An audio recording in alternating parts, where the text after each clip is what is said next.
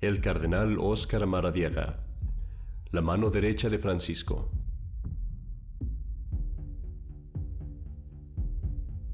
Un dignatario de la Iglesia del Concilio Vaticano II que ha sido objeto de serias acusaciones.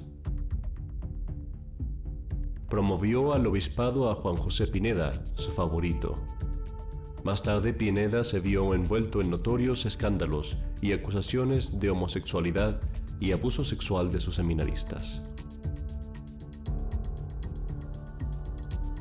El mismo Maradiaga ha caído en sospechas, junto con Pineda, de mal uso de millones de lempiras donadas por el gobierno de Honduras. En el 2012, Maradiaga parece haber convencido a sus amigos, el embajador de Honduras y su esposa, de invertir su dinero en una firma que él les aseguró era de confiar. Marta de Valladares, ahora viuda, perdió todo su dinero invirtiendo en esta firma. Al principio amiga incondicional del cardenal y de Francisco, Marta ha escrito ahora acerca de sus desengaños y todos los fraudes que sufrió y los males de los que fue testigo en su libro, Traiciones Sagradas. Ahora, convencida de la mala fe de estos hombres, que ostentan jerarquías en Roma, nos cuenta de sus experiencias que narra en su libro. Esto es Verdad Católica.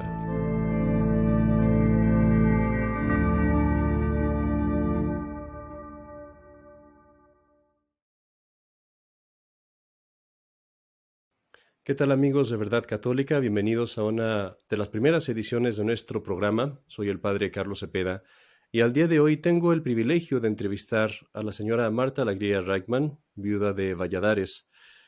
La señora Reichmann, como veremos, es una persona que estuvo dentro del Vaticano en momentos muy significativos y que, según nos comenta ella en su libro, Traiciones Sagradas, que está también en inglés, ahorita se los voy a mostrar, sufrió una serie de injusticias de parte de uno de los cardenales más allegados a Bergoglio, el cardenal Óscar Andrés Rodríguez de Maradiaga. Ella sufrió una serie de abusos que vamos a tratar de narrar en esta entrevista. Ahora, antes de comenzar, primero que nada, señora Marta, muchas gracias por estar con nosotros.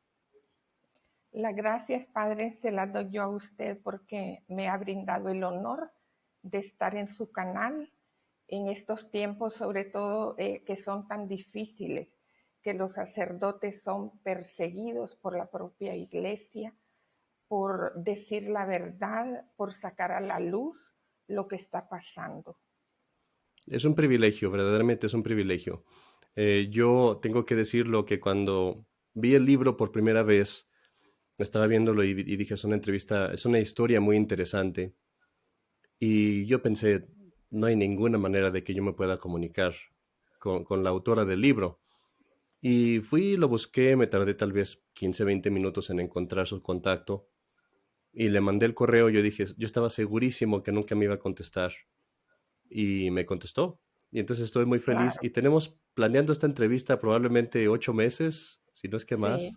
sí, Pero porque ha se habido tuvo muchas que cosas. trasladar usted de ciudad y todo eso, sí. Sí, entonces ha estado, más bien de mi parte fue el retraso. Sí. Quiero comentarle a nuestro auditorio, es muy importante el explicarles el propósito de esta entrevista. Nuestro programa tratamos pues que no sea un medio amarillista, no somos no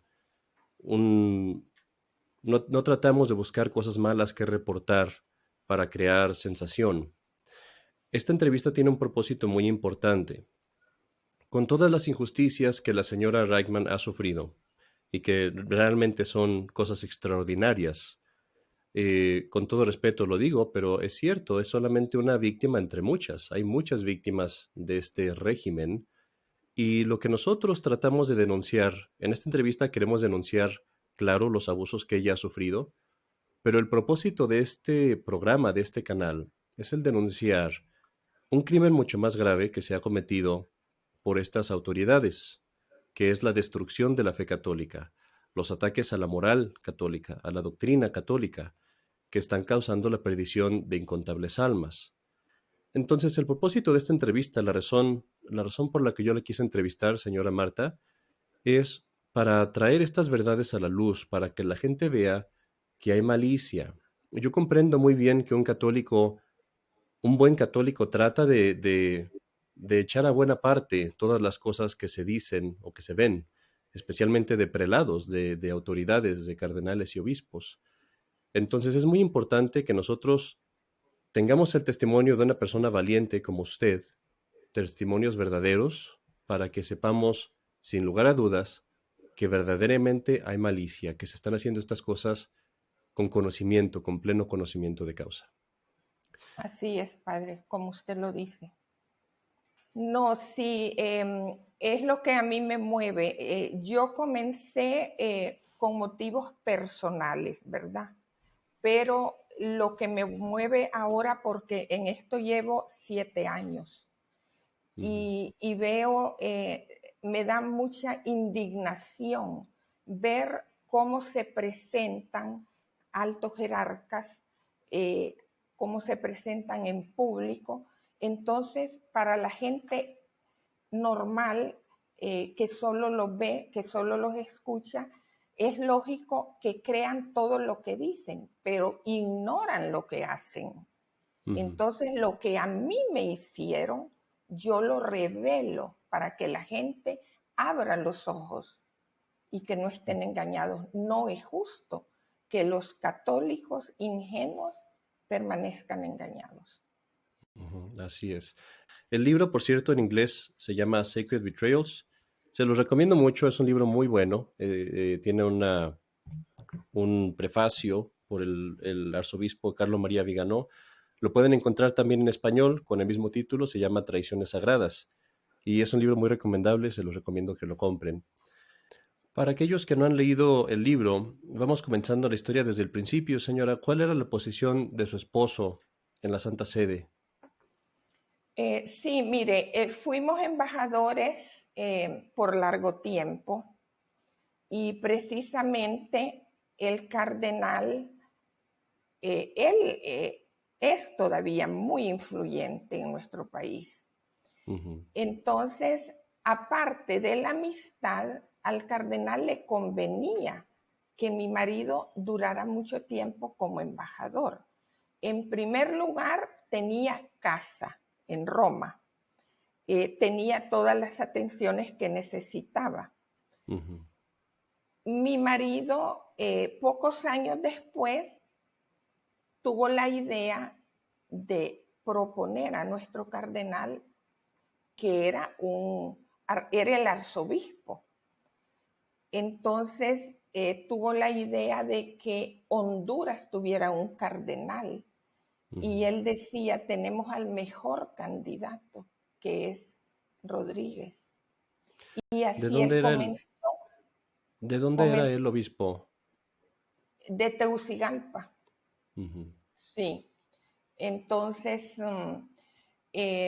mi marido lo logró después de más o menos 4 o 5 años, lo logró, salió nombrado cardenal y costó bastante, pero también Pineda, que era un sacerdote, el cardenal se empeñó que fuera su obispo auxiliar. Y ujú. eso fue algo que costó muchísimo trabajo, porque, bueno, allí se movió mucho mi esposo y otra señora que trabajaba en la conferencia episcopal italiana. Era Ujú. muy influyente y conocía también muchas personas de peso en el Vaticano. A pesar de todo, no salía el nombramiento de Juan José Pineda. Ujú. Y el cardenal estaba empeñado que él tenía que ser y solo él tenía que ser. ¿Podría decirnos ¿Sí? cómo fue que conocen ustedes a Maradiaga y a Pineda? ¿Cómo fue que los conocieron? ¿Cuánto tiempo los conocieron? Eh, al cardenal mucho antes, mi esposo lo conoció en catedral porque mi esposo era muy de iglesia era de misa y comunión diaria y encontraba al cardenal muchas veces en catedral y de allí nació la amistad. Ujú, Una vez que venimos a Roma, la amistad creció más porque él se hospedaba con nosotros. ujú. Y un día llega a nuestra casa un sacerdote recomendado por el cardenal y era Pineda, que estudiaba todavía en Roma. Ujú. Así fue que lo conocimos. Ok. ¿Cuál era, cuál era el carácter moral de su marido? ¿Él cómo era como persona? Era muy sencillo, muy recto, muy, muy metido en cosas de la iglesia, muchos amigos, sacerdotes, monseñores. Yo recuerdo más de una vez, le dije, bueno, ¿y tú por qué te casaste conmigo si tú eres un cura frustrado? Le decía yo. Eh, y sí, era un buen hombre. Eh, y fuimos muy ingenuos, tanto con Pineda como con el cardenal. ¿Él siempre tuvo una buena impresión de ambos? De Pineda al final no, porque él ya se dio cuenta que lo traicionó. Pero del Ujú, cardenal, mi esposo murió engañado, ujú. completamente engañado. Usted nos comenta entonces, ya nos dijo eso, pero para entrar un poquito más en detalle, nos comenta entonces que su esposo fue quien presionó para poder lograr que Maradiaga fuera elevado al cardenalato, siendo él nada más obispo de Tegucigalpa. ¿Fue su esposo? ¿Usted diría que fue su esposo quien presionó Estoy más? segura. Estoy segura, y eso me lo recuerdan, a pesar de que el tiempo ha pasado, yo conservo todavía amistades con embajadores de aquella época, y ellos me lo recuerdan y me dicen, si Alejandro nos contaba a nosotros lo que hacía, las visitas, las cartas, toda él con su diplomacia eh, logró. Él fue el de la idea y el que lo logró. Y el cardenal lo sabe, él lo sabe perfectamente, porque mi esposo y delante de mí muchas veces le informaba. Hubo una reunión del cardenal Sodano y dijo esto y se oponían tales cardenales y el cardenal Sodano los convenció. Mi esposo le informaba todo al cardenal. Mm. Lo sabe perfectamente. Si mi esposo no tiene la idea, no hubiera sido cardenal. Mire, yo en un artículo porque yo escribo frecuentemente artículos. Hice uno que yo pedía perdón en nombre de mi esposo, porque él fue el que tuvo la idea de que fuera cardenal. Y con su investidura del cardenal adquiere un poder y con ese poder ha hecho maldades.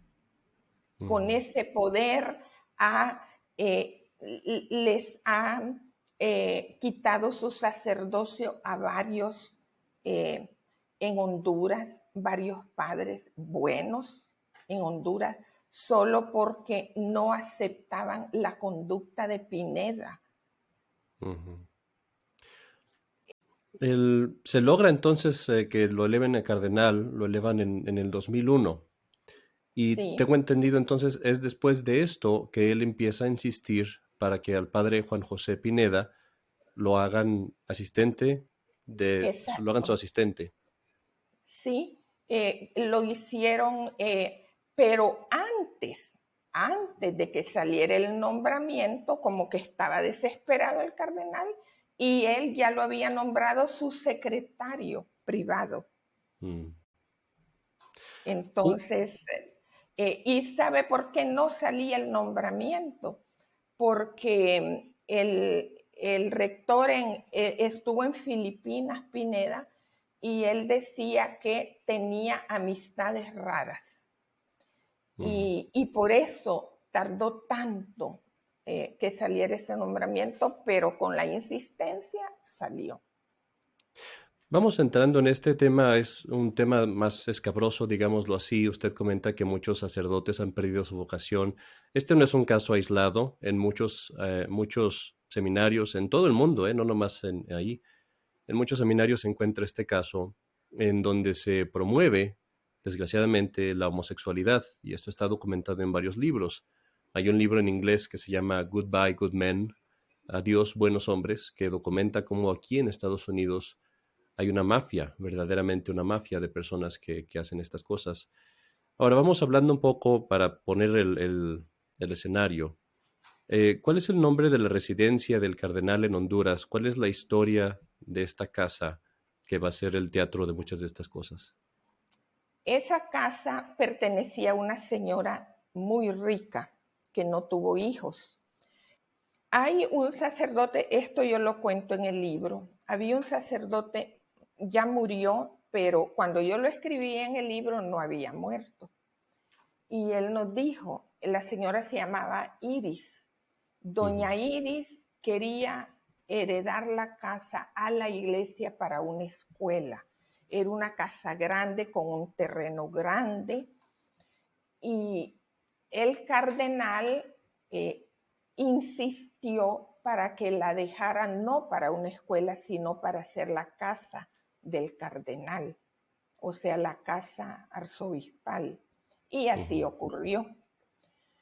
Entonces, allí ha vivido el cardenal, su secretario, ahí vivía, y al inicio había otro sacerdote, era importante, y él escribió una carta al cardenal denunciando la situación que él vivía, que él veía.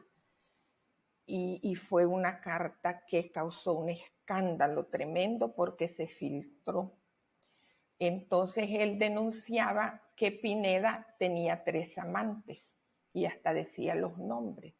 El cardenal ignoró eso y le puso abogados al sacerdote que escribió la carta, lo amenazaron, lo acosaron, lo obligaron a retractarse porque él no tenía fotos de hechos ni nada. Entonces, ¿qué pasó? Como dice usted, de la indignación de este sacerdote, dejó el sacerdocio. Entonces, el tiempo le ha dado la razón al sacerdote, porque los escándalos siguieron de México. Llevaron a una persona, el famoso Eric Cravioto, y entonces era el escándalo que Eric era el amante y que esto, que el otro, llegó a vestirlo de sacerdote, Pineda, para disimular, pero viajaba con él al exterior, en el interior, todos los viajes con él, carro nuevo para él, una habitación especial allí dentro de Vía Iris, y Vía Iris, respondiendo a su pregunta, terminó llamándola el pueblo la casa de las locas. Entonces, y el cardenal con su poder no hacía caso de nada. Y yo, mire, padre, yo creo que yo fui la mejor amiga del cardenal. Yo era muy amiga de la hermana, una señora honorable. Y ella me decía, Martita, yo ya no sé qué hacer. A mí no me escucha. Me para, no me deja hablar. Entonces, un día le dije, ¿usted cree que yo le puedo hablar al cardenal? Hágalo, me dijo, hágalo. Y yo hablé con el cardenal. Y le dije que la gente decía cosas horribles por esa situación. Entonces yo le dije, el mal no es solo para usted, es para la iglesia. Él no me dijo una palabra, no me refutó nada, pero no remedió nada. Eric siguió allí por años. Ujú. Yo investigué a este sacerdote del que nos comenta usted en el libro, lo traté de buscar y efectivamente perdió el sacerdocio, acabó por renunciar a su vocación y probablemente lo digo aquí entre paréntesis, esto es un tema muy que es conveniente estudiar. Muchas de las órdenes que se están dando ahorita no son válidas, entonces casi espera uno que sus órdenes no sean válidas, pero el punto es que él dejó su vocación frustrado y no pude encontrar esa carta desapareció, no la encuentro uno en Sí, internet. Hay sitios que tienen sí, el link, sí, pero ya no la tienen la carta. estuvo varios años la carta en internet, pero la iglesia tiene tanto poder que lograron que la quitaran. Ujú. Sí, Y él ya no mismo aparece. ya no especifica cuando le preguntan qué es lo que pasó. Dice que está Mire, desilusionado, pero ya no dice nada. cuando yo estaba escribiendo mi libro, lo contacté, ¿verdad? Ujú, Y, y él me dijo pocas cosas, pero me dijo, me pusieron una jauría de abogados. Esas ujú, palabras me las dijo. Sí. Y, y bueno, ya todo mundo lo sabe, ya no se puede tapar nada. Terminaron quitando a Pineda, pero no por todo eso, no. Lo terminaron pidiéndole la renuncia porque el escándalo llegó a Roma, se esparció por toda Europa eh, y ya era demasiado. Entonces, ujú, ¿sabe por qué le pidieron la renuncia? No por limpiar las cosas. Ellos, si no hubiera habido escándalo, hubieran continuado felices en esa vida que llevaban. Lo hicieron porque como Rodríguez ha estado coordinando el grupo de cardenales, el Consejo de Cardenales, entonces era un deshonor que en su diócesis existiera ese escándalo. Entonces, ujú, para que Rodríguez continuara en el Consejo de Cardenales, sacrificaron a Pineda. Por ujú. eso lo hicieron. En su libro usted entra en detalle en algunos de los escándalos. Hace poco, precisamente hace 2 años creo, o a lo mejor me equivoco, pero no hace mucho, que precisamente sí, le pidieron la renuncia. Usted comenta varios escándalos y hay otros que salieron más adelante. Eh, Hay dos que usted comenta en su libro. Uno es el escándalo de los abusos que se dice, se menciona, cometió el obispo Pineda también contra seminaristas, que había acusaciones de seminaristas de haber recibido abusos sexuales de parte de él. Hay un artículo en el National Catholic Register acerca de estos Sí, dos seminaristas que salieron acerca de esto. Y también menciona usted de una casa aparte que se le había comprado al obispo Pineda y que él usó como como una casa de retiros, entre comillas, en donde también él invitaba, según se dice, a personas, uno a la vez, a quedarse ahí. ¿Está usted, se acuerda de estas cosas o? sí, sí, era en un campus de la Universidad Católica, un campus. Allí se construyó ese lugar pequeño, muy, eh, eh, con mucha Aislado. seguridad, que casi no se sabía ni quién entraba ni quién salía. Eh, y allí pues como que iban a recibir también bueno, había mucho secretismo, pero también lo hacían un poco más abiertamente, como que iban a recibir consejería espiritual, los seminaristas.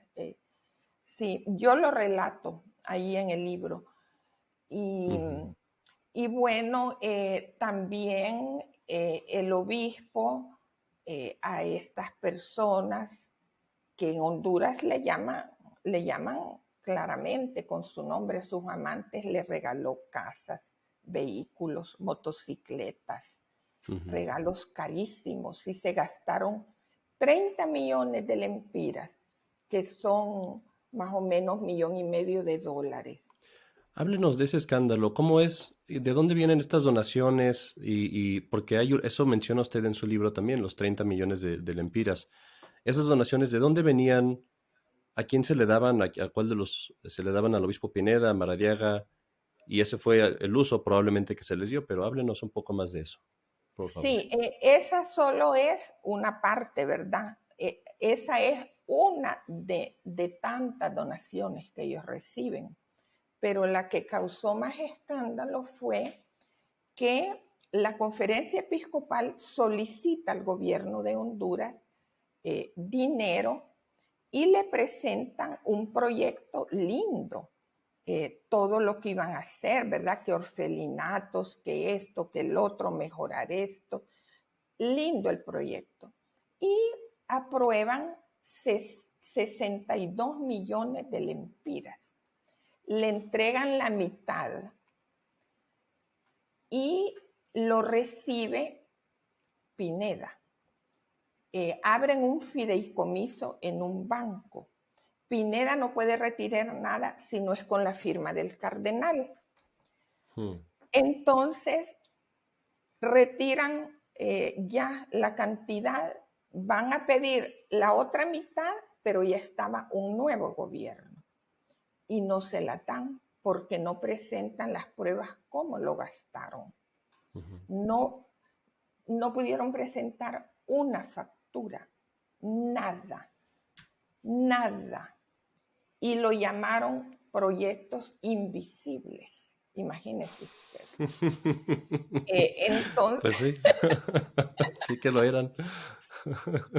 proyectos invisibles. Mire, ha causado tanta indignación porque salió de unos impuestos que nos cobran a todos los hondureños por Ujú, transacciones bancarias, por cualquier cosa. Hay un impuesto especial que todos los hondureños pagamos con sacrificio ujú, y enojados porque no se emplea en seguridad. Se llama la tasa de seguridad y no hay un centavo para seguridad.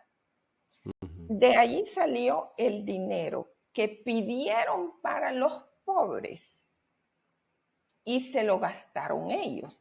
Entonces todo el mundo decía, Pineda se lo robó, Pineda se lo robó. Pero ahorita, padre, en este momento, el 14, este martes pasado, en Info Vaticana salió la noticia porque han aparecido documentos secretos que demuestran que no fue Pineda con la complicidad del cardenal que se robaron ese dinero. Perdone que diga la palabra, pero es que eso es, se lo robaron. ujú, Entonces, se demuestra que es el cardenal con la complicidad de Pineda. ujú.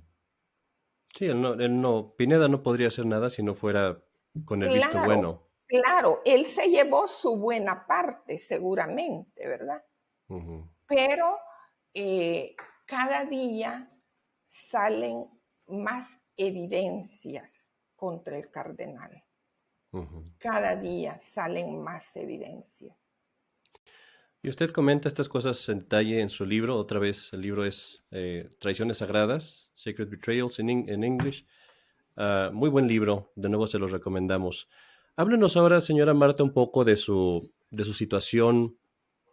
Usted, usted y su marido tuvieron una muy buena impresión, o bueno, digamos, trataban de echarlo todo a buena parte, trataban de justificar en lo posible a Pineda y a Maradiaga.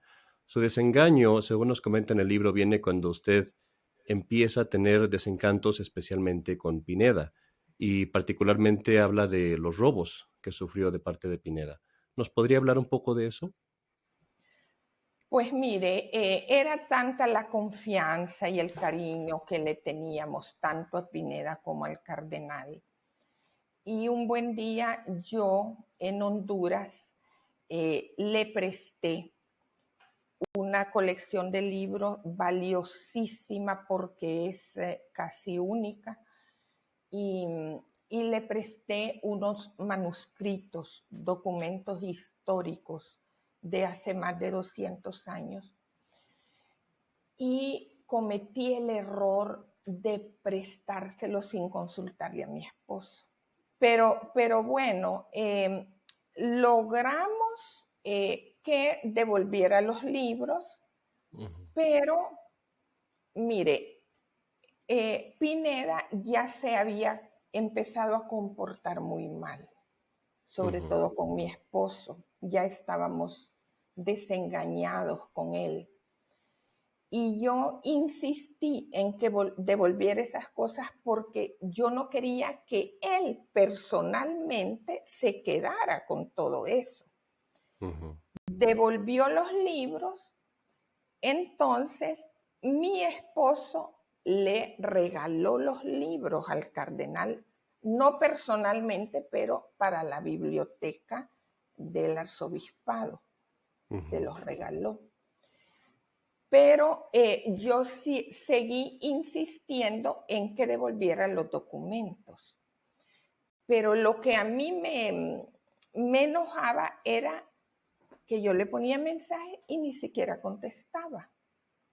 Y entre Ujú, más mensajes le ponía y no me contestaba, más me molestaba. Entonces un día le puse un mensaje muy fuerte y yo le dije, si en 15 días no me lo devuelve, yo lo denuncio al Vaticano. Entonces él me contesta por primera vez con copia al cardenal, como diciendo, ay papi, por favor defiéndeme porque doña Martita me está pidiendo los documentos. ujú, Entonces yo, bueno, él me decía, no sé de qué me está hablando si ya le devolví los libros. Y yo le digo, no le estoy pidiendo los libros, le estoy pidiendo los documentos históricos. Y bueno, ahí pasó el tiempo y todo, no me los devolvió. Entonces yo decidí poner la denuncia. El cardenal me quiso parar, pero la forma en que lo hizo, mire padre, ahí fue donde yo vi por primera vez la oscuridad, eh, esta cosa que había entre ellos dos, que yo antes no la había percibido.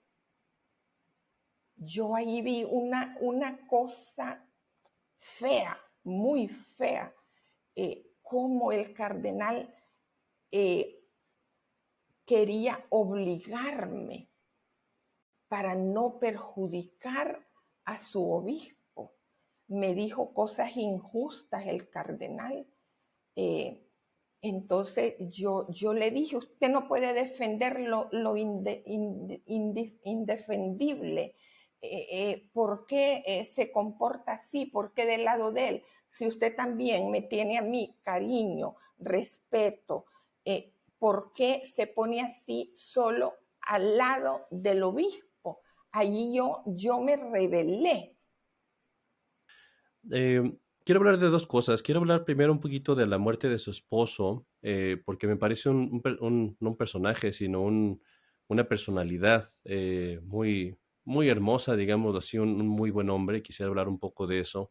Y también quiero después de eso que hablemos del fraude, del gran fraude del que empezamos a hablar al principio, ¿no? El fraude que les hace sufrir esta recomendación de Maradiaga. Háblenos primero un poco, si quiere, si no quiere hablar de eso no hay No, problema, sí, no hay pero problema. si quisiera hablarnos de su esposo y pues cómo fueron sus últimos días. Los últimos días, mire, O- cuando él ya terminó su encargo, nosotros nos fuimos para Honduras. Él ya empezaba a tener pequeños problemas de memoria. Fuimos donde un psicólogo, perdón, un neurólogo, y no le pudo diagnosticar nada porque dice, sí, hay evidencia que algo comienza, pero no está, hay que esperar. Pero al final todo es lo mismo, si va a ser Alzheimer, demencia senil, ¿verdad? Él tenía comienzos de algo. Entonces, bueno, nos vamos a Honduras ya a retirarnos. Nuestra casa ya, bueno, la tuve que vender, pero era una casa como una villa, una casa de campo. Y llegamos, esta casa queda fuera de la ciudad. Llegamos y quedamos en casa de mi madre en la capital. Al siguiente día nos fuimos a nuestra casa, a mediodía. Mi esposo estuvo ahí afuera de la casa, en el jardín, muy contento y todo. Y bueno, esa noche nos acostamos cansados después del viaje. A las 3 de la mañana yo me desperté con un ruido. Entonces me levanto, estaba la luz del baño encendida, todo lo demás estaba oscuro, pero no había nadie en el baño, en el otro dormitorio, nada.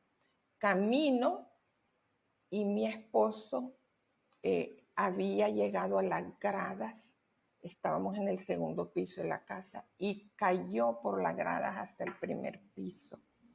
Entonces, él no había vivido nunca allí, porque esa casa yo la hice poco a poco mientras estuvimos en Roma.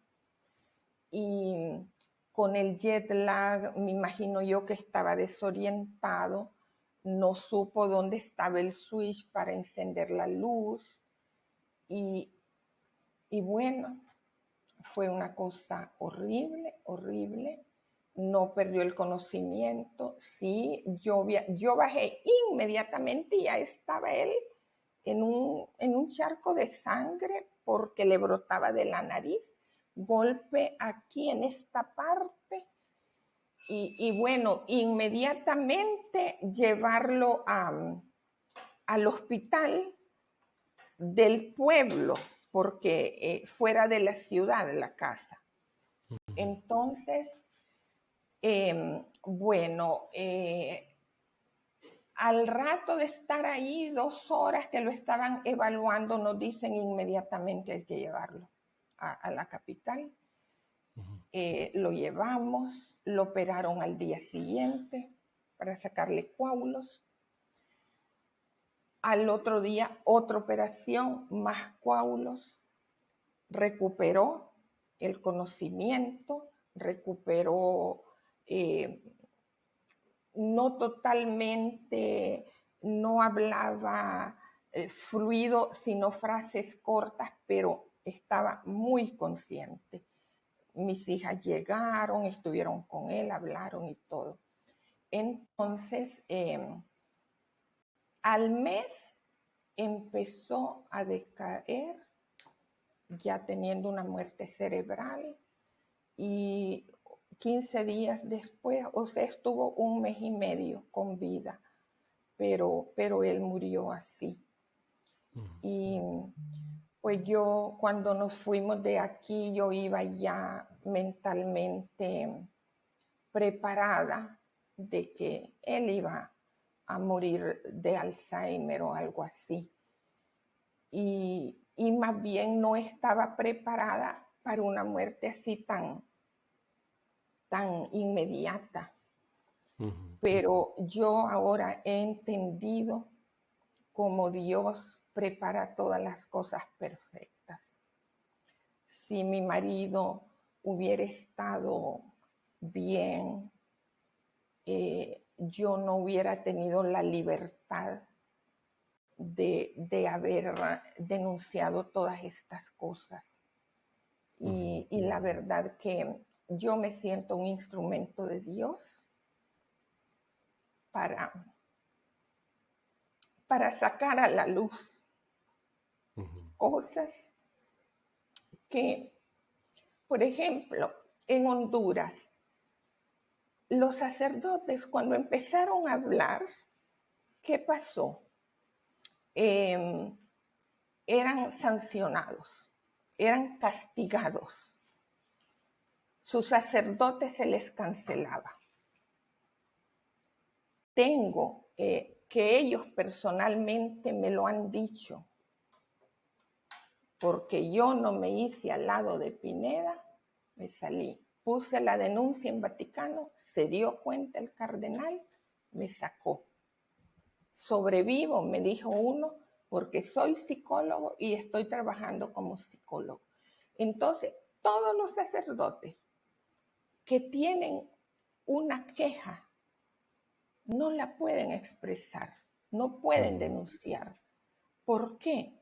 Porque el cardenal los castiga y él se siente potente porque tiene el respaldo del Papa.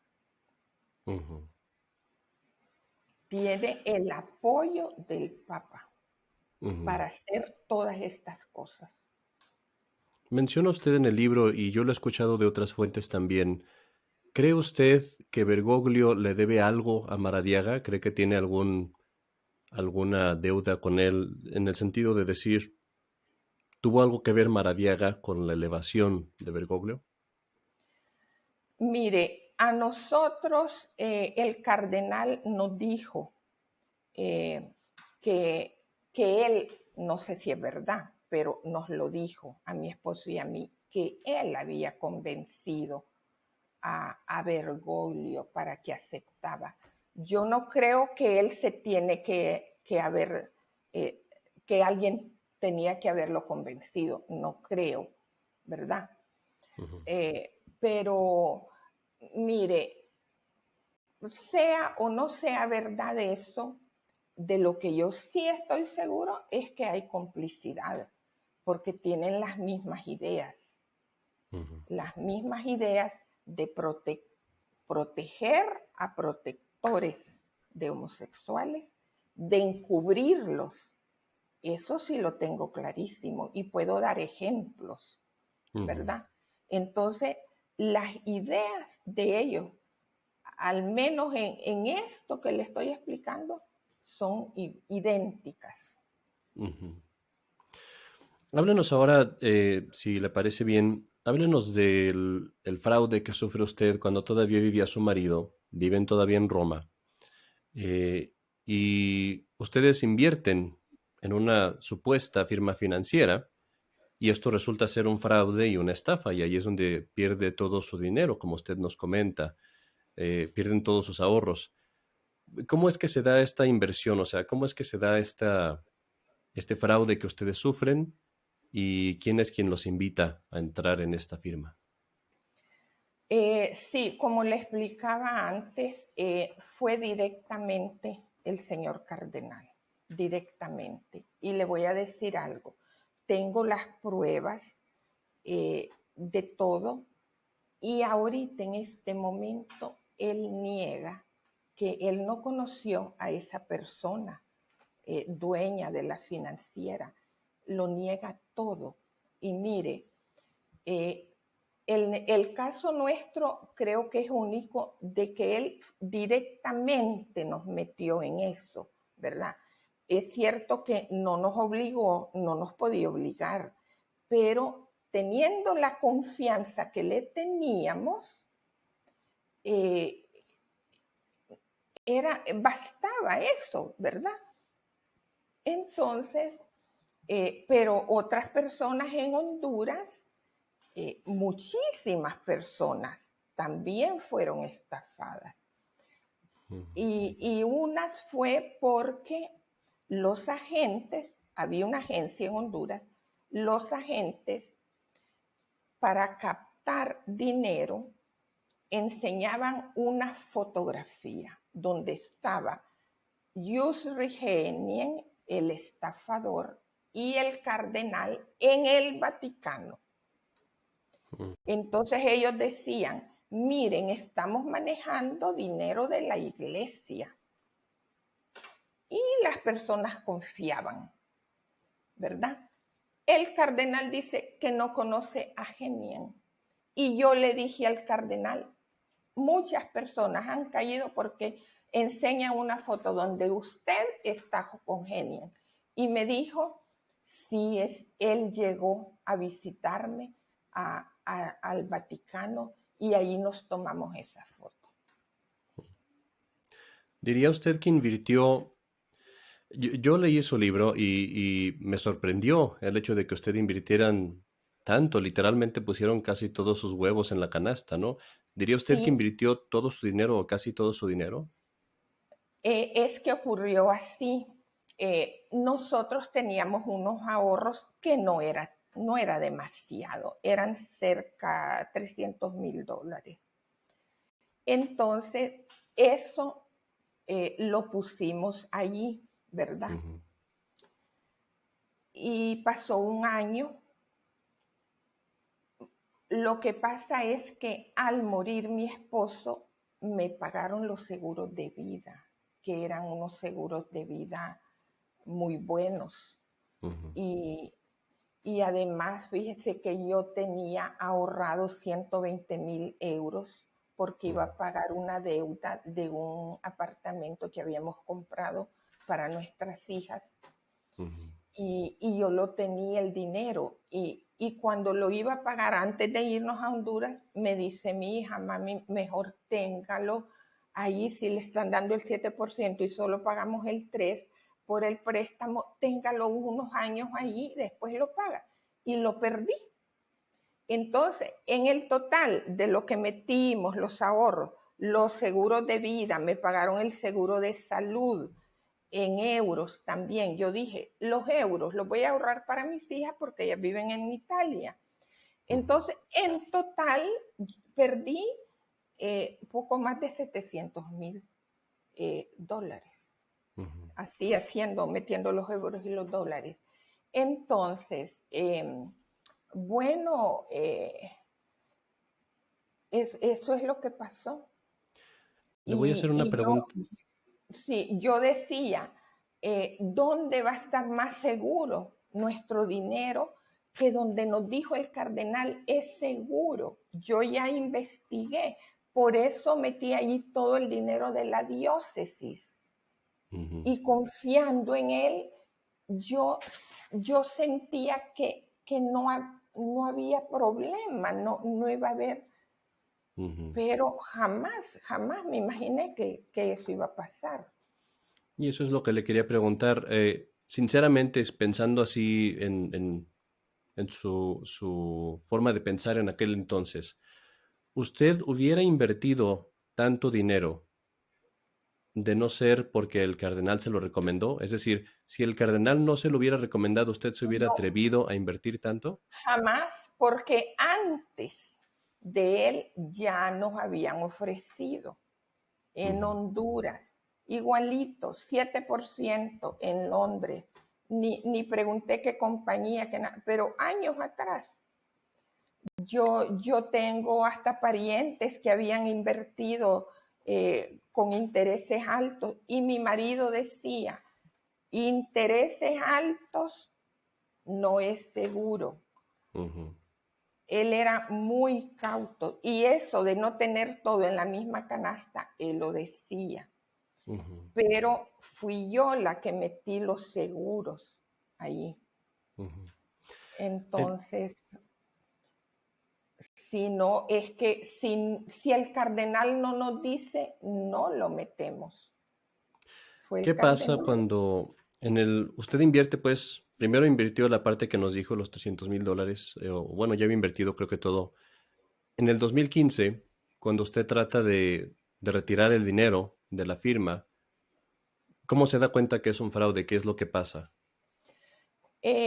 Yo quería darle a nuestras hijas porque mi marido me decía, o sea, él compró los seguros, uno cuando nació una hija y Ujú. el otro cuando la otra. Yo sabía que eso era para ellas.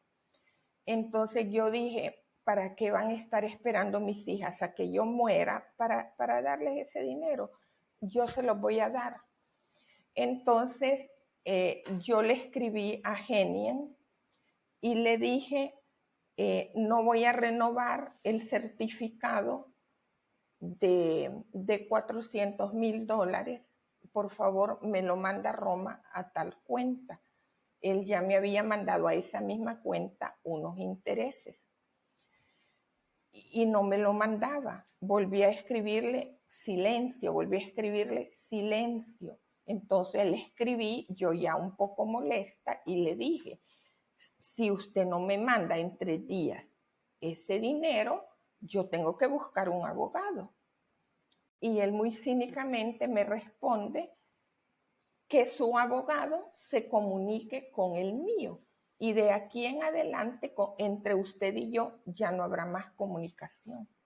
Ujú. Entonces busco el abogado en Roma y él olió, esto es estafa. Viene una de mis hijas con amigos, se meten en internet y todo, y encuentran que la Lehman Wealth Management ya no existe y la compañía que la tutelaba ya no la tutela. Pongo el grito en el cielo, lo primero que hago es comunicarle al cardenal. Esto está pasando, le mando copia de los certificados para que vea cuán seria es la cosa. En 2 meses no me dijo una palabra el cardenal. En 2 largos meses. ¿Cuándo es cuando Entonces, finalmente lo logra contactar? en Honduras, bueno, cuando eso sucedió yo estaba en Roma. Él vino a Roma y no nos llamó aquí en Roma. Entonces yo fui a Honduras y ahí empecé a pedir cita con él. Insistí muchísimo, pero muchísimo, hasta que él me recibió.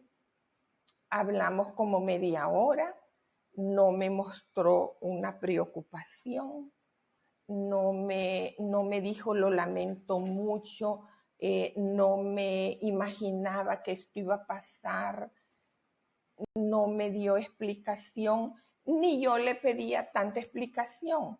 Pero ¿para qué lo quería ver yo? Para que se uniera a mí y poner una denuncia, una demanda, porque iba a tener más peso. Ujú. Y no quiso, no quiso. ¿Cuánto dinero cree usted o estimaría que el cardenal invirtió en la firma? O sea, ustedes invirtieron porque él les dijo que él había invertido el dinero de la diócesis. ¿Cuánto dinero estima usted que él invirtió? Mire, ellos daban el 7%.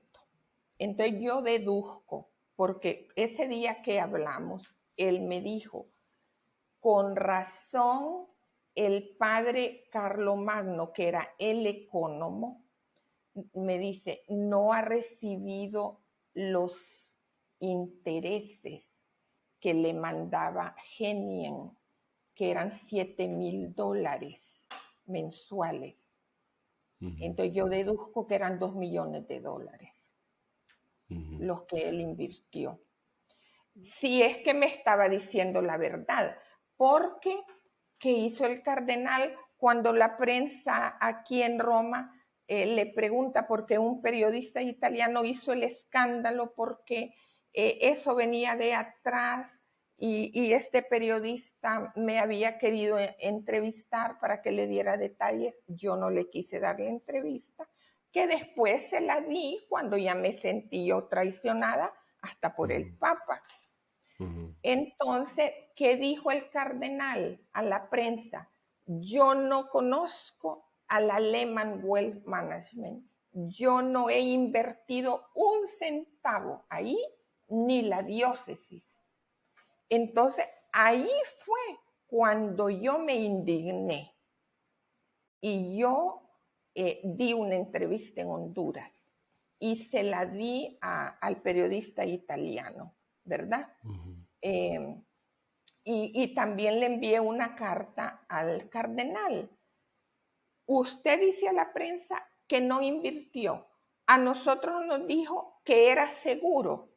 Dígame cuál es la verdad. ¿A quién de los dos le mintió? Y jamás me contestó. Uno pensaría que si realmente invirtió ese dinero, si es que le importa, si realmente invirtió ese dinero, pues estaría interesado en denunciar, sobre todo si se hicieron las cosas Exacto, transparentemente, él estaría obligado, de hecho, a denunciar, porque es dinero de la claro, diócesis, no de sí. él. Ahora, él permite, cuando usted empieza a entablar la demanda, tengo entendido por lo que dice en el libro, que usted se reúne con varias personas para entablar una demanda para tratar de recuperar su dinero. ¿Cuál es la reacción del cardenal? ¿Él le permite que usted entre en la demanda? ¿Le permite que mencione su recomendación? ¿O qué pasa en eso? Mire, yo, bueno, buscamos el abogado aquí en Roma. Él, el abogado me manda un formulario que yo tenía que llenar. ¿Cuál era la primera pregunta? ¿Cómo conocieron a Genien? Mm, Entonces yo, como el cardenal, ese día, el único día que nos reunimos, me dijo que no podía poner denuncia conmigo porque su nombre se iba a filtrar, el Vaticano lo iba a saber y lo iban a sacar. Entonces, yo no quería enviar el cuestionario diciendo lo conocí por medio del cardenal. Yo busqué al cardenal para preguntarle, ¿qué hago? Aquí me están preguntando. Y el cardenal se me escondió totalmente. ¿Y qué hice yo? Irme a la iglesia donde él celebraba misa, catedral, para a la salida eh, hablar con él. Pero yo le había dejado dicho con la empleada que iba a llegar. Entonces, cuando yo subí para ir a la sacristía, había un sacerdote y me dijo, no me quería dejar pasar. Y de todos modos yo pasé. Otra puerta, había un muchacho. No, el cardenal ya se fue. No es posible, le dije. Y pasé, padre, a la fuerza. Yo pasé. Y ahí estaba el cardenal. Entonces le dije, esto y esto. Y sabe que me respondió, usted diga que fue, él mencionó el nombre de una persona que yo la conozco. Manejaba finanzas de la arquidiócesis. Y él me dijo, sí, no puede decir que fui yo, diga que fue Paula Alvarado quien, quien le dijo. Entonces, él estaba me dijo eso de así tajante y dio la vuelta. Entonces, mire, el comportamiento que él tuvo con todo eso es muy, muy sospechoso. Como dice usted, si perdió, ¿por qué no denunció para recuperar? ujú. ¿En qué momento usted, cuando empieza a pasar todas estas cosas, usted da las entrevistas, denuncia también parte de esto. ¿Llega esto al conocimiento de Bergoglio? ¿Llega usted a platicar con Bergoglio? ¿Y qué es lo que ocurre? Sí, yo cuando me convencí que el cardenal me cerró las puertas totalmente, me costó convencerme, me costó, pero cuando yo ya estuve completamente convencida, le envié una nota al cardenal, porque yo no lo quería traicionar, a, a pesar de que él me había traicionado. Ujú. Entonces yo le dije, como usted me cierra las puertas, no me queda más remedio que acudir al Vaticano. Y pedí una cita con el cardenal Parolin y él me recibió. Le conté todo, me recibió por más de una hora y él apuntaba todo. Eh, después de eso, en Honduras, con un sacerdote, el cardenal me mandó a decirme que me callara. Y yo más fuerza agarré. Ujú. Entonces, después de eso, yo le escribí al Papa. Después, 2 cartas le escribí al Papa. Y yo me dirigía a él como la viuda que fueron injustos con ella y el juez por la necedad y la necedad al fin dijo, voy a hacer justicia, ¿verdad? Yo Ujú. así me comporté y así le decía al Papa, soy la viuda de los santos evangelios.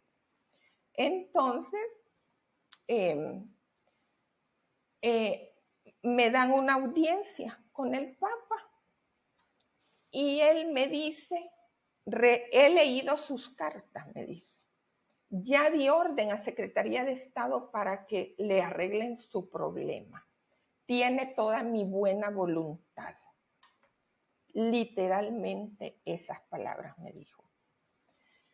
Entonces le dije yo, ¿cómo voy a saberlo?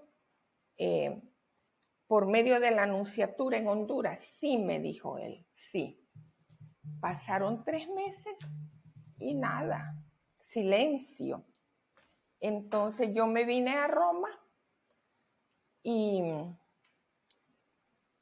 dispuesta a dar una entrevista a Fittipaldi, el periodista italiano que me la había pedido unos meses atrás.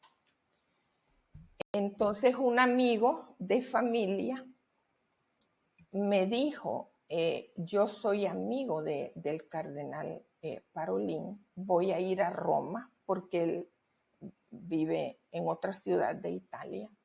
Ujú. Voy a ir a Roma a ver qué es lo que pasa. Entonces, el cardenal Parolin me llamó y me dijo, le pedimos que no dé la entrevista, espérenos una semana que el cardenal Rodríguez viene para Roma y vamos a organizar una entrevista entre él y usted. Entonces yo dije, pero ¿qué vamos a arreglar si el cardenal no ha querido? No, me dice, el Papa quiere, le pide que usted espere. Está bien, le dije, voy a esperar. Viene el cardenal y dice, está bien, me voy a reunir con ella. Con mucho gusto. Eso a mí no me pareció que haya dicho con mucho gusto. Y en efecto, fue una trampa del cardenal. Él venía por 3 días, pasaron los 3 días, se fue para Honduras sin haber concedido la reunión. Entonces, ahí yo di la entrevista y denuncié todo lo que estaba pasando. Ujú.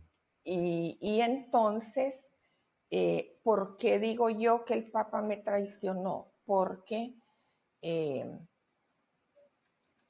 antes de todos estos episodios, Parolín había dicho que él, a este mismo amigo, que él ya no tenía nada que ver en el asunto de la estafa, porque el Papa le dijo, yo me voy a encargar personalmente.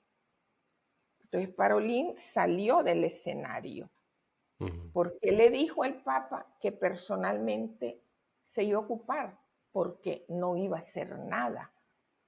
Y no hizo nada. Estuvo a favor de Rodríguez. Lo que me dijo el Papa, ya di orden a Secretaría de Estado, era mentira. Ujú. Y mire, le voy a decir otra cosa. El señor Nuncio en Honduras, en una visita que vino a Roma, uno de los puntos de su agenda era hablar de mi asunto con el Papa para que me ayudara. Y el Papa no lo escuchó. Sé que un cardenal, porque me lo dijo a mí, este cardenal, cuando se dio cuenta de todo, claro, amigos de mi esposo le tenían aprecio y todo. Y él me dice, me lo dijo hace pocos meses, que yo lo fui a visitar, me dijo, yo cuando me di cuenta fui a visitar al Papa y le dije a esta señora, hay que ayudarle. Y el Papa no quiso, porque como le digo, todo es con Rodríguez. Ellos se identifican. ¿Por qué cree usted, ya vamos a terminar, al menos que tenga más cosas que contarme, pero bueno, ya tratamos más o menos de por qué tal vez Bergoglio defiende a Maradiaga y tenemos claro por qué Maradiaga defendió a Pineda por tanto tiempo. Por lo que platicamos, a mí me pareciera que Pineda fue un chivo expiatorio, como decimos en México, ¿no? O sea, como usted dice, Maradiaga está al frente del consejo que se supone que debe de lidiar con los abusos en el Vaticano, con el Consejo de Reforma, no sé cómo se llama exactamente. Y esto se empezó a hacer público después de su entrevista. Hubo varias entrevistas, su publicación de su libro es algo que se ha hecho público, además de las otras acusaciones contra Pineda. Entonces, la forma de limpiar el nombre de Maradiaga es pidiéndole la renuncia a Pineda. Y aún así no se la pidieron, no lo acusaron de nada, o sea, no hubo ningún Eso, castigo. sí, porque ahí no quedaba involucrado el nombre del cardenal por su mala administración en la diócesis, por no parar los desórdenes. No quedó nada oficialmente escrito, no quedó nada. ¿Por Ujú. qué renunció Pineda? Incluso Quedó en el honorablemente, aire, se quedó va en el aire. honorablemente. Ujú. Porque hasta queda con el Entonces, título de obispo emérito también. emérito, imagínese usted. Ujú. Sí. Basado en todo lo que ha vivido, basado en todas estas cosas que le han pasado, otra vez les recomendamos a a nuestro auditorio que compren el libro para que vean toda la historia bien. Está muy bien escrito el libro, es muy fácil de leer. Es un libro muy bueno, les recomendamos que lo lean. Yo le quiero preguntar, eh, ¿usted piensa, basado en todo lo que ha vivido, que Bergoglio, Maradiaga y otros cardenales y obispos de la misma calaña, que son personas que saben lo que está pasando, que están obrando con conocimiento y diría uno, tenemos que decirlo, de mala fe? Sí, sí, ellos son conscientes de lo que hacen. Y mire, yo he visto canales en las redes sociales donde, así como usted, y de sacerdotes que denuncian estas cosas, han ido desapareciendo, Ujú. ya casi no se ven. Usted sabe en Estados Unidos y no solo ahí, cómo los sacerdotes que alzan su voz para denunciar las cosas feas que están pasando son marginados, obispos, sacerdotes. Ujú, Entonces, eh, todo esto, al mismo tiempo, la figura del Papa la enaltecen. Hay una gran maquinaria en el Vaticano de publicidad para el Papa. Eh, ujú, Películas, documentales, videos, todo lo que sale del Papa es bello, pero igual que Rodríguez, hacen lo contrario. Le voy a poner solo un ejemplo. Mire, eh, sale la noticia, bueno, han habido muchos comentarios, noticias de cómo el Papa ha protegido a protectores de abusos y todo eso. Entonces, así actúa él. Ya se está hablando negativamente demasiado de tal tema. Entonces, voy a ujú, hacer lo contrario. Entonces, ¿qué hace el Papa? Un canon nuevo en el derecho canónico para contra los abusadores, los castigos para los prelados que cometen abusos. Entonces dice la gente, ay, el Papa está actuando. ujú, Mentira. Así engaña a todos los feligreses de buena fe. Así actúan. No ujú, se dejen engañar. ¿Por qué les digo que hace lo contrario? Mire, este obispo de Argentina, Gustavo Sanqueta, estaba ya acusado en Argentina por abusos. ¿Y qué hace el Papa? Traerlo al Vaticano, protegerlo. Le dio un gran cargo y después otro allí protegido en el Vaticano, ujú, hasta que la justicia argentina exigió que lo regresaron para meterlo preso. Si fuera por el Papa, estaría todavía en el Vaticano protegido. ujú.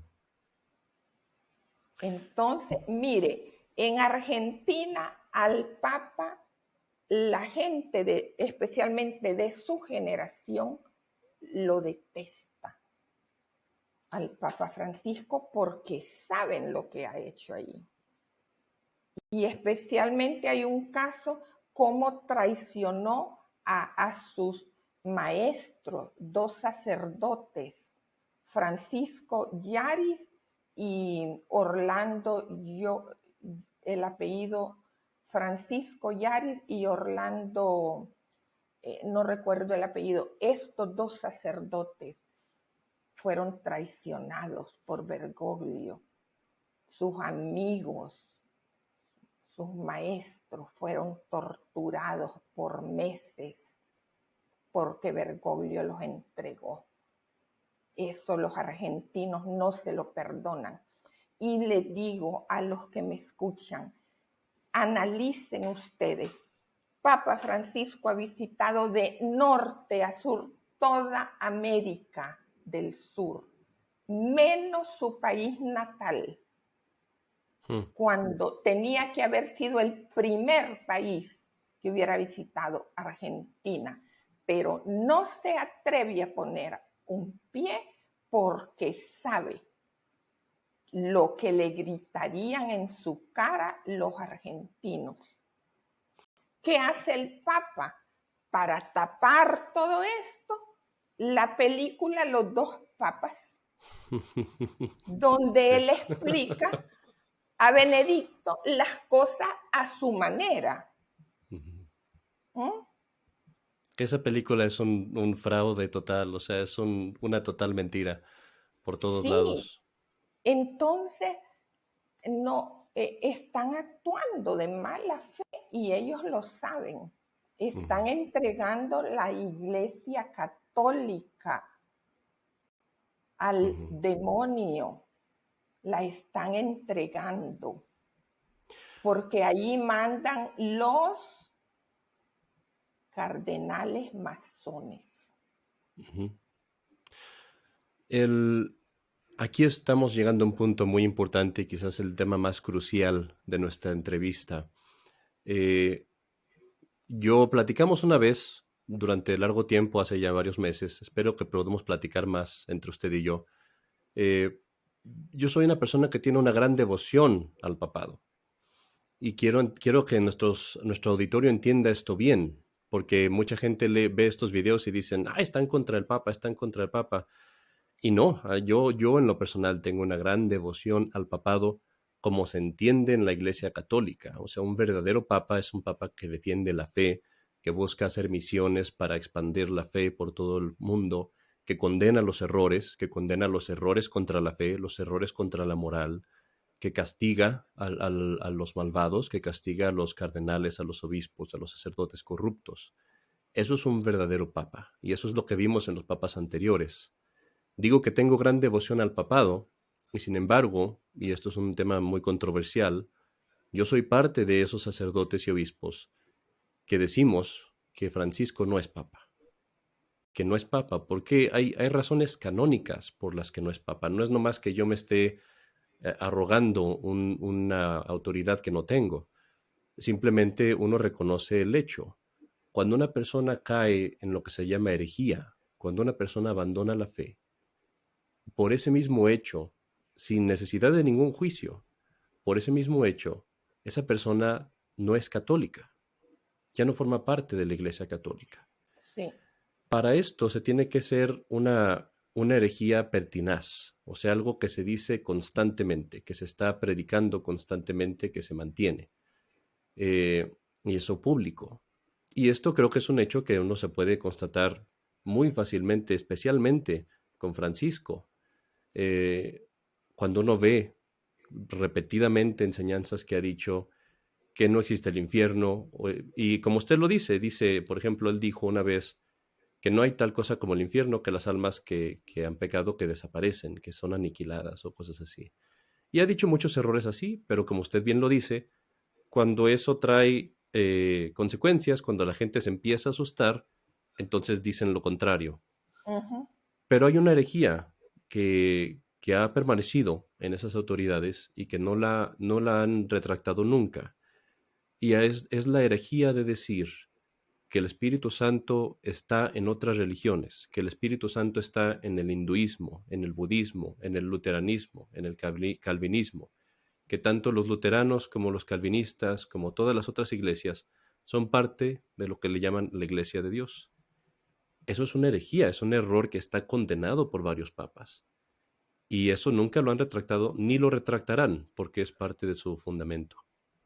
Entonces, yo tengo gran devoción al papado y de hecho somos sacerdotes y obispos que estamos defendiendo al papado como verdaderamente es, como verdaderamente existe. Primero que nada, quiero agradecerle mucho por haber hecho esta entrevista, por haberme tenido la paciencia de esperar tanto tiempo. A usted, padre, yo le agradezco el interés porque, como le dije, no son muchos en estos tiempos que ofrecen estas pláticas. Y hay mucha gente que, como dice usted, creen que por ser papa es santo. Yo jamás digo Santo Padre, su santidad.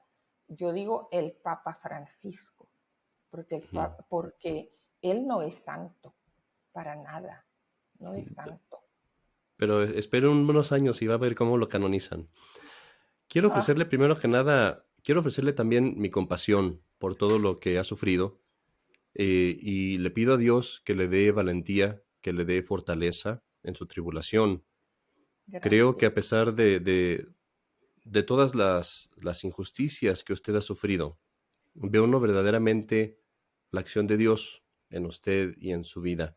Desde el punto, yo diría, en el que a su marido en cierta manera lo protege Dios, creo yo, y creo que también fue parte por la que Dios se lo llevó antes, para que él no viera todo esto. Quizás, Sí, quizás su yo corazón, así pienso, sí. quizás su corazón no lo hubiera sufrido con tanta. Sí, porque él era muy prudente, nunca hablaba mal de nadie, aunque tuviera motivos para hacerlo. Él decía, yo se lo dejo todo a Dios y Ujú, yo soy diferente. A mí me mueve una indignación porque yo veo como que se burlan de Dios. ujú. O Eso intentan. veo yo. Sí, y yo no lo soporto.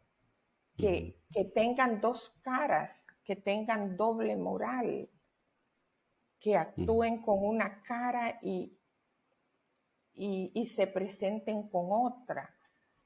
ujú, Se están burlando de la fe, de la confianza de la gente.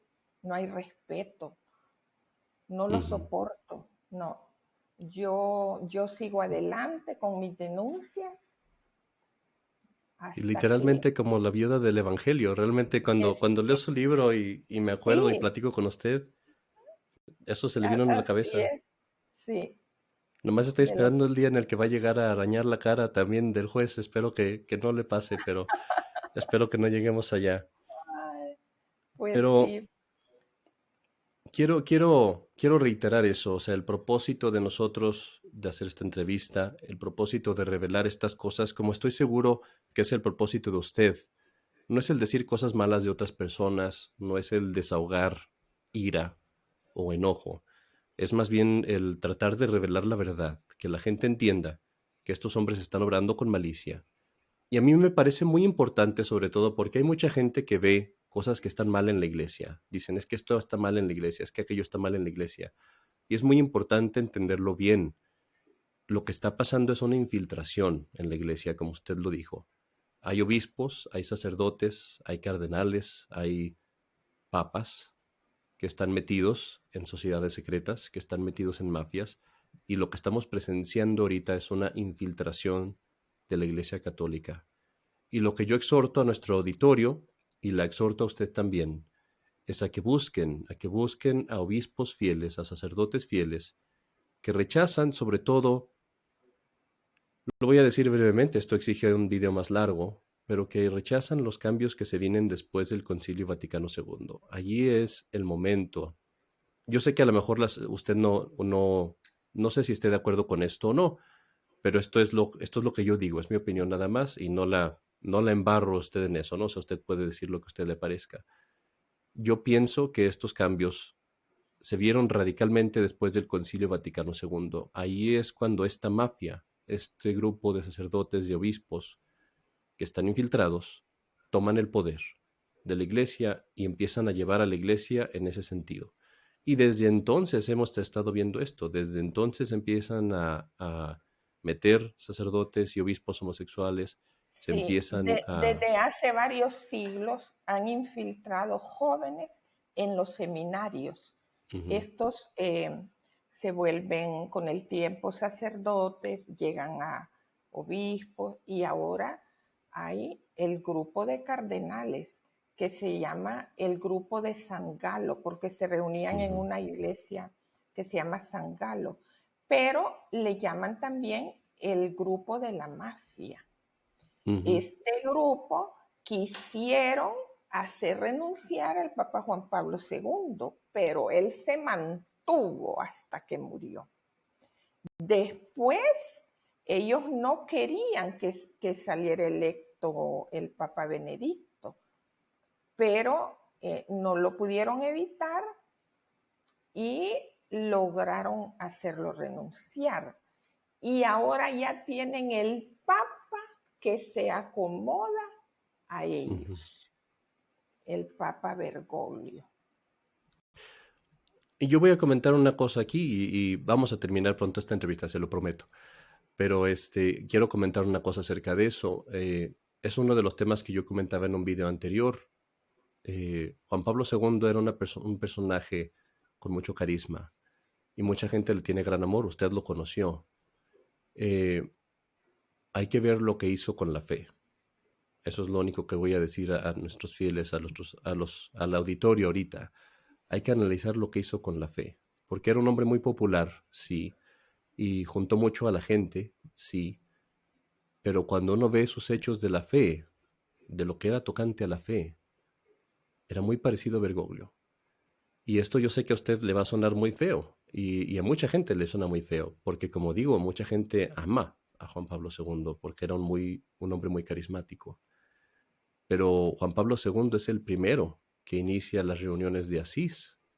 Él es el que convoca por primera vez esta reunión en Asís, donde convocan a todas las religiones para que todos oren a su Dios. Y esto, aunque la gente lo ve y dice, bueno, es que es una oración, le llamaron el Día por la Paz, pero ¿qué hace eso a la fe? Porque lo que estoy haciendo yo literalmente, estoy llamando a personas que adoran al demonio, a hindús, a budistas, a indios digo, a indios de Norteamérica, a todos ellos a que recen conmigo. Supongamos que yo le estoy rezando al Dios verdadero, pero todos estos le están rezando a otro Dios. Y no hay otro Dios, o sea, es el demonio, no puede ser otro Dios. Y por ejemplo, en esa reunión, y existen los videos de esto, se pone un Buda encima de un tabernáculo en la iglesia de San Francisco de Asís, se pone el Buda encima del tabernáculo y se les da la iglesia a los budistas para que hagan su rito allí, adorando a Buda, que está puesto encima del tabernáculo donde estaba presente, entre comillas, tal vez, la Eucaristía. Y esto pasa bajo los ojos, el auspicio y la autorización de Juan Pablo II. Entonces, son cosas que son muy difíciles de digerir. No les pido a nuestro auditorio que tomen una decisión ahorita, pero lo que sí les pido es nada más que investiguen estas cosas con un corazón limpio, con un corazón recto, buscando la verdad. Y sobre todo eso, busquen sacerdotes, busquen obispos, que estén manteniendo la tradición de la iglesia de 2000 años, que estén manteniendo la moral de la iglesia de 2000 años. No, está Pero bien. estos obispos cada vez son menos porque ellos están siendo marginados por la propia iglesia. Ujú. De estos obispos, de estos sacerdotes, cada vez hay menos. Los mandan a tomar unos cursos que los traten los psicólogos, los sacan con muchos pretextos.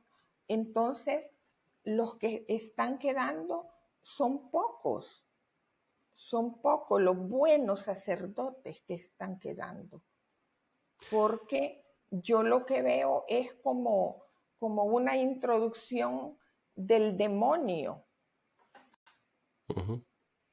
Mire, este ídolo del dios Moloch, ahí estuvo con la autorización del Papa Francisco en el Coliseo, que es donde se hace el Vía Crucis.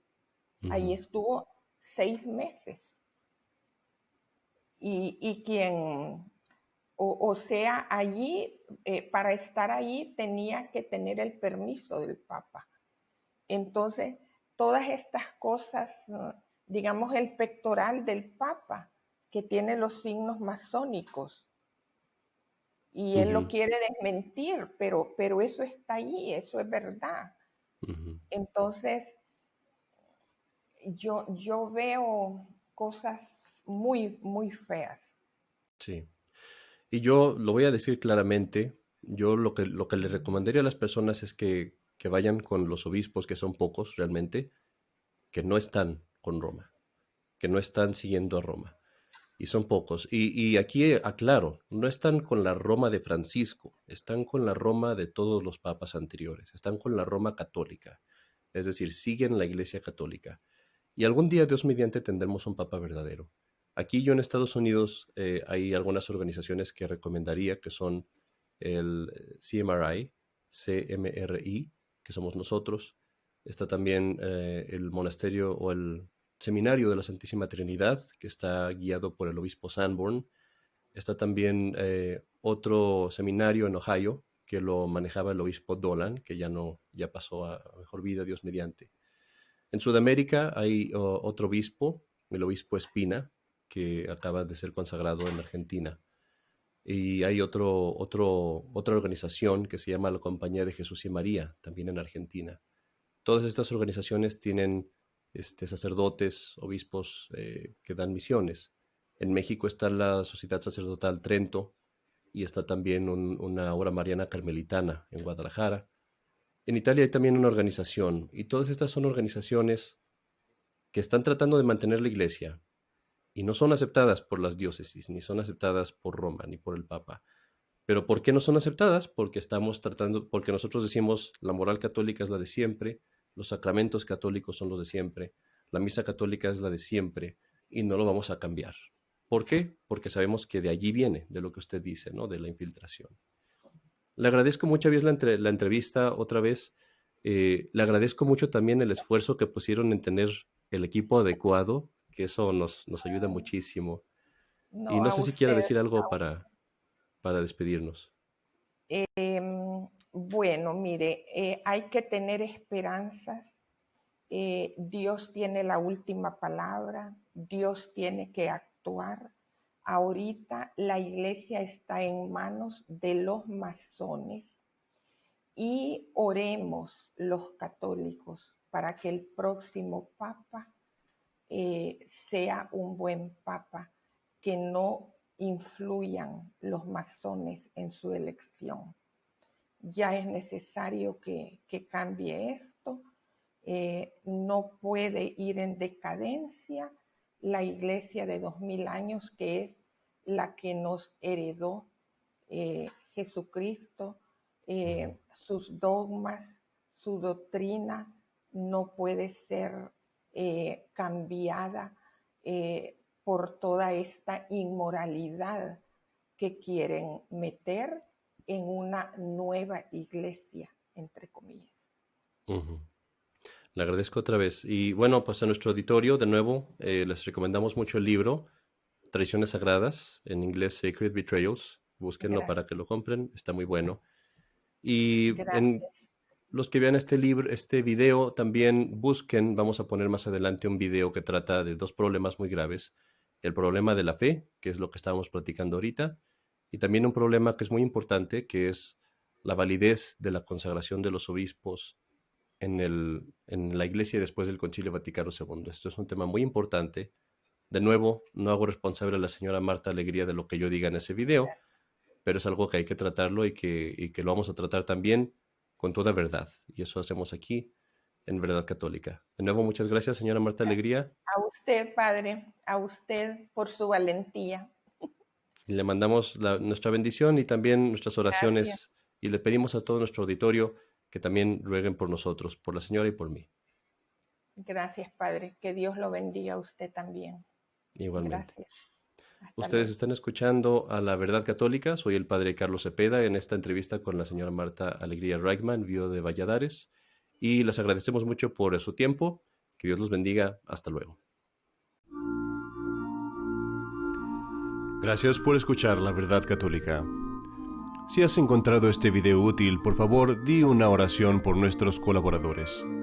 Suscríbete a nuestro canal de YouTube y a nuestro podcast.